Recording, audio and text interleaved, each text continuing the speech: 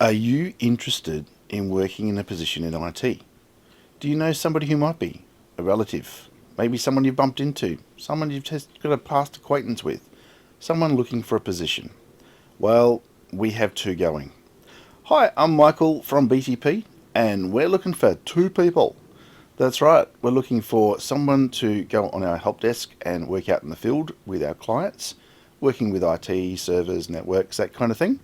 And we're also looking for a second person who understands phone systems, potentially with 3CX, cloud-based systems, software-based systems, but we're looking for phone system support.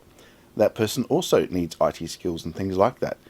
If you think you know someone, or if you know someone and you are someone, how about you give us an email at hr@btponline.com.au. We'd love to hear from you.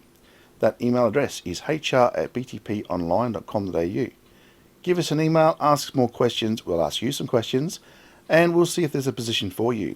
Again, we're after two people, and we're looking to find out what skills you've got, because we might be able to modify the position to suit you, because we'd like to fill these two new faces as soon as possible and expand our team. So get in touch, maybe comment on this video, let us know you're interested, and we'll see what we can do. Thank you.